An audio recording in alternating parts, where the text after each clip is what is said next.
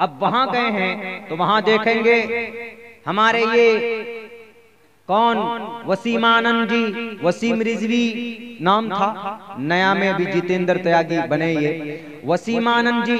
वहां गए तो वहां ये मत कहना कि यहाँ तो राजा भूपेंद्र सिंह है जिसकी 305 बीवियां, उस पर एतराज मत करना, नहीं तो छोड़ेंगे नहीं, मार मार कर लाल कर देंगे बंदर की तरह तुमको मार कि तुम सबकी बीवियां देखते फिरते हो जी।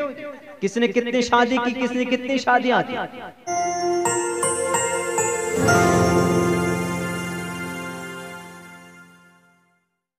किसी पर उंगली उठाने से किसी का धर्म नीचा नहीं होता, किसी का धर्म बड़ा नहीं बनता। पूछिए ना गुरुजी तो चले गए, ये जनाब बन गए वहां पर जाने के बाद, लेकिन इल्जाम मोहम्मद रसूलुल्लाह ने 11 शादी क्यों की?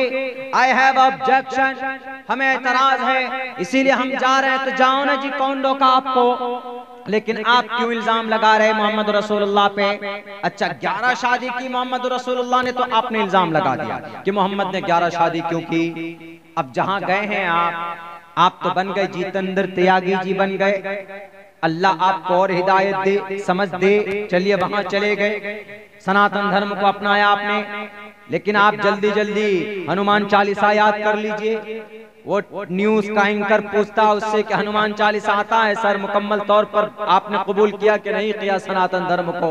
वो कहता है कि हमको अभी हनुमान चालीसा याद नहीं हुआ, अभी हनुमान चालीसा याद कीजिए। लेकिन एक बात, हाँ, यहाँ तो नबी की 11 शादी पर आपको एतराज। जहाँ जिस प्लेटफॉर्म पर गए हैं ना आप, उस प्लेटफॉर्म पर बहुत महान, उस जमाने में भारत के अंदर 1955 या 1953 के अंदर जब से हिंदू एक्ट बना है, तब से एक से अधिक शादी के ऊपर हिंदू भाइयों के लिए बैंड है।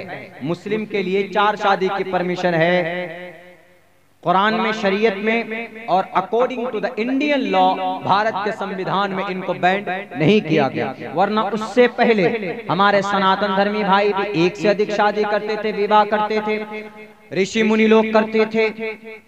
अब वहां गए हैं तो वहां देखेंगे हमारे ये कौन वसीमानंद जी, वसीम रिजवी नाम था, नया में भी जितेंद्र त्यागी बने ये वसीमानंद जी। वहां गए तो वहां ये मत कहना कि यहाँ तो राजा भूपेंद्र सिंह है जिसकी 305 बीवियां, उस पर एतराज मत करना, नहीं तो छोड़ेंगे नहीं, मार मार कर लाल कर देंगे बंदर की तरह तुमको मार कि तुम सबकी बीवियां देखते फिरते हो जी। किसने कितनी शादी की, किसने कितनी शादियां की। राजा भूपेंद्र सिंह 305 बीवी, उसके अंदर ताकत थी, उसने रखी, हमको एतराज नहीं है। राजा श्री राम मर्यादा पुरुषोत्तम श्री रामचंद्र जी की 3 अम्मा, कौशल्या, सुमित्रा, कैकेयी, कौन सी किताब में है? क्या आप कहोगे कि नहीं है? हिंदू भाई मानते हैं, लेकिन क्या आप एतराज करोगे उस पे कि नहीं जी क्यों शादी की राजा दशरथ ने? अरे भाई की तो रख रहे ना, वो तुम्हारे पेट में क्यों दर्द है?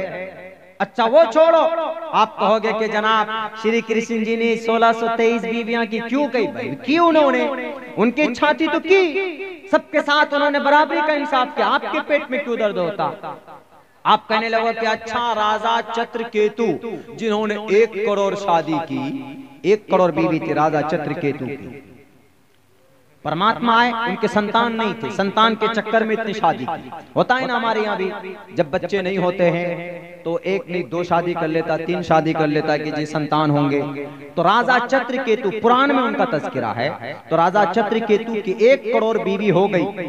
लेकिन जब नहीं हुआ तो एक बड़े ऋषि मुनि आए, उनके प्रकट हुए, कहा कि महोदय देखिए ना महाराजा, हमको संतान की प्रॉब्लम, कहा कि तुम्हारी जो पहली बीवी है उसको लाओ, उसको लेकर आए।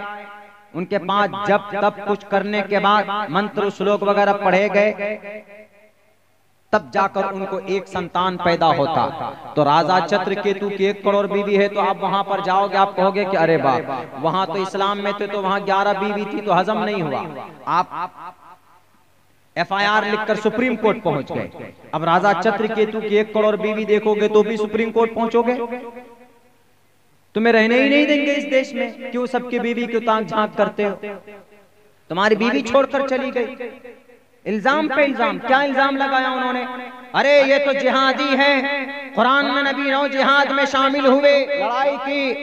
गलत है मेरे हिंदू भाइयों, इट्स मिसअंडरस्टैंडिंग। उसको नॉलेज नहीं है, वो जाहिल है, जाहिल, इलिटरेट है वो। जंग करना, लड़ाई करना बवक्ते जरूरत किनसे? उनसे, दुश्मनों से, राक्षसों से, शत्रुओं से जरूरी होता है। ये सिर्फ कुरान में, हदीस में नहीं है। जरूरत पड़ी थी तब न जाके महाभारत के मैदान में अर्जुन को, जब अर्जुन ने he decided to put down his bows and arrows and he sit down behind his rath yatra, जब वो अपने रथ के पीछे बैठ गए तो तब अर्जुन को उपदेश देने के लिए श्री कृष्ण जी आए। उठाइए श्रीमद् भगवत गीता। श्रीमद् भगवत गीता के पहले मंत्र, पहले अध्याय का पहला मंत्र है धर्म क्षेत्रे कुरुक्षेत्रे समवेता युत्सवः मामका पांडवाश्चै किम कुर्वत् संजयः कुतस्त्वा कश्मलिदं विश्वे समुपस्थितम् अनार्य जुष्टं स्वर्गीयं कीर्ति कर्मजुनः एवं मुक्तवार्जुन। हे अर्जुन, मुक्ति मिल जाएगी तुमको, क्यों तुमने हथियार डाल दिए?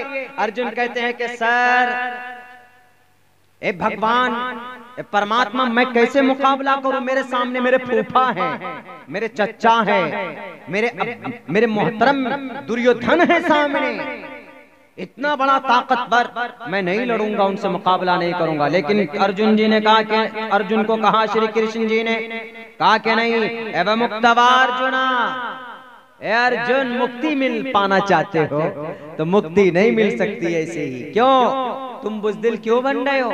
क्या तुमको किसी और ने अलग से बात कही कि इनसे मुकाबला मत करो? नहीं, देखिए आगे क्या ऑर्डर देता है। ऑर्डर देता है पार नहीं तत्वय्युपत्तियते। ये संस्कृत के अल्फाज है श्रीमद् भगवत गीता के मंत्र। क्यों? उस वक्त कौरवों से मुकाबला करना जरूरी था जब अर्जुन मुकाबला कर सकता है। श्रीमद् भगवत गीता चीख चीख कर कहता है पहले अध्याय का पहला मंत्र। हमारा कुरान पढ़ो तो पहले अध्याय का पहला मंत्र है अल्हम्दुलिल्लाहि रब्बिल आलमीन अर्रहमानिर रहीम मालिक यौमिद्दीन इय्याका नअबुदु व इय्याका नस्तईन इहदिनस सिरातल मुस्तकीम सिरातल लज़ीना अनअमता अलैहिम गैरिल मग़ज़ूबि अलैहिम वलज़्ज़ालिन। कहीं पर भी मार की, लड़ाई की, जंग की बात नहीं इस पूरी सूरत में। लेकिन श्रीमद् भगवत गीता के पहले अध्याय के पहले मंत्र में लड़ाई की बात है। अगर खुदा ना खास्ता कुरान की पहली सूरत में लड़ाई की बात होती ना तो पता ये हमारे नरसिंहानंद जी सबसे पहले इतना उछलते कि देखियो मुसलमान के पहले सूरत में लड़ाई की बात है, देखो मुसलमान के पहले सूरत में मार की बात है, काट की बात है। लेकिन ईश्वर अल्लाह जानता है ये ऐसा करेगा, तब जाकर उन्होंने कहा कि धर्म क्षेत्रे कुरुक्षेत्रे समवेता युत्सवः मामका पांडवाश्चै किम कुर्वत् संजय। संजीव से किसने कहा? संजीव से कहा पांडवों के अब्बा। उन्होंने कहा कि मुझे बताओ संजीव मेरे पुत्र महाभारत में, हस्तिनापुर में, जंग के मैदान में क्या क्या कर रहे हैं? What is happening between my sons and my relatives. तो संजीव का मतलब आज के जमाने का मीडिया वाला, आज के जमाने का मतलब खबर पहुंचाने वाले संजीव थे। महाभारत के मैदान में क्या हो रहा है वो सारा का सारा रिपोर्ट पेश करते थे। अब्बा मोहतरम को सारी बातें बताते थे कि सर अभी ऐसा हो रहा है, ऐसा हो रहा है। अर्जुन ने हथियार डाल दिए, अर्जुन नहीं लड़ेगा।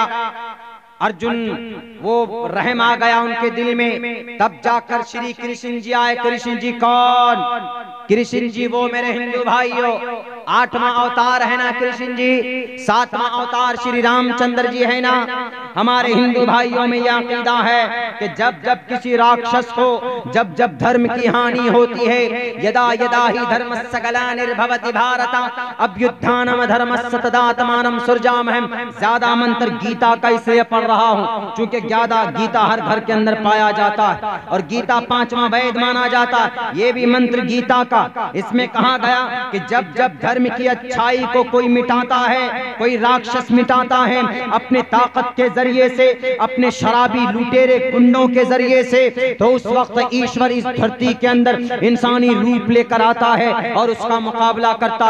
यदा यदा ही धर्मस्य ग्लानिर्भवति भारत अभ्युत्थानम धर्मस्य तदात्मानं सृजामहम्। इसी तरीके से कुरान में अल्लाह के नबी अलैहिस्सलातु वस्सलाम ने कहा, जैसे अर्जुन को श्री कृष्ण जी ने कहा कि मास्मगमः नैतत्वय्य बुद्धीयते शुद्रम हृदय दौर्बल्यम। अपनी बाजुओं में ताकत पैदा करो और इन जालिमों का विनाश करो जिनको तुम अपना कहते हो, ये तुम्हारे अपने नहीं। तुमने दुर्योधन को कहा था ना, ए पांडवों, ए पार्थ कुंती की औलाद, यानी पांडवों को कहा पार्था के एक्सप्लेन पढ़ा जाए श्रीमद् भगवद गीता के इस मंत्र के नीचे। पार्था कुंती का लक़ब था और कुंती पांडवों की माँ। ए पार्था ए कुंती की औलाद, ए पार्थ नए तत्व ये बुद्धि थे, ये जालिम राक्षस को मत छोड़ना। और सुनो, इनसे मुकाबला किए बगैर तुम जाते हो कि हम जन्नत में चले जाए। एवं मुक्तवार्जुना एनकुतस्तवा कश्मलिदम विश्मे समुपस्थितम अनार्यजुष्टम स्वर्गीयम।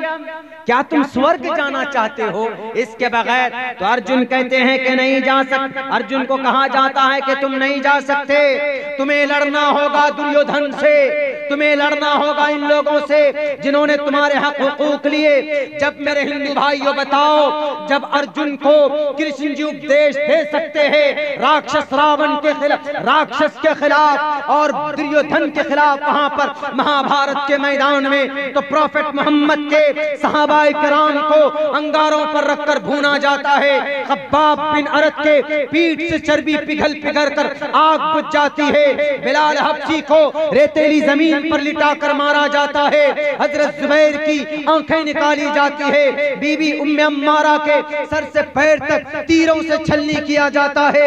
जंगे बद्र के उहद के मैदान में हजरत तलहा के हाथ चल हो जाते हैं। हजरत सैयद शुहदा अल हमजा के सर से पैर तक तीरों से बौछार और सीने को फाड़कर उनके कलेजे को निकाला जाता है। अल्लाह के नबी के सामने बिलाल हबशी को इतना तड़पाया जाता है, अल्लाह के नबी के गले में कपड़े डालकर उनको खींचा जाता है। अल्लाह के नबी के सामने में हजरत अबू जर गिफारी को पीट कर मारा जाता है। तब जाकर अबू बकर सिद्दीक कहते हैं, अतक़्तुलून रजुलन अन यक़ूल रब्बी अल्लाह। तुम ऐसे आदमी को कत्ल करना चाहते हो जो सिर्फ ये कहता है कि मेरा रब अल्लाह है। जब यहाँ अर्जुन को कृष्ण जी उपदेश दे सकते हैं, तो बताइए बद्र के मैदान में, उहद के मैदान में, ग़ज़वे हुनैन के मैदान में और पूरे सहाबाए किराम को 13 साल तक बंदी बना कर जुल्म सितम के पहाड़ तोड़े गए। अगर उन लोगों के जुल्म का, उन लोगों के ताकत का अगर मुंह तोड़ जवाब मोहम्मद देते हैं, तो मैं समझता हूँ कि भारत के किसी भी ABVP, भारत के VSP, भारत के बजरंग दल के भाइयों को पेट में दर्द नहीं होना चाहिए। क्यों? क्योंकि उनके ऊपर जुल्म हुआ है जैसे पांडवों पर हुआ था। तो कृष्ण जी ने आकर कहा था कि मुकाबला करो, सेम इसी तरीके पर मोहम्मद पर हुआ। तो मोहम्मद रसूलुल्लाह को अल्लाह ने परमिशन दी कि इनके जुल्म का मुंह तोड़ जवाब दो, वो भी जब ये तलवार लेकर आ जाए। तब होता था, ऐसे नहीं होता था कि नहीं जी मोहम्मद चले गए तलवार लेकर मुकाबले के लिए। नहीं, जब तक मोहम्मद रसूलुल्लाह के ऊपर चढ़ाई नहीं करते थे तो Mohammad Rasulullah no need to fight with anyone. ये हिस्ट्री नहीं, इतिहास ही नहीं। ना तो ना आप श्री रामचंद्र जी को देख लीजिए, वो भी कब गए? रावण, जब रावण ने छेड़ा, जंग की शुरुआत तो रावण ने की, तब जाकर वो पूरी हिस्ट्री, पूरी इतिहास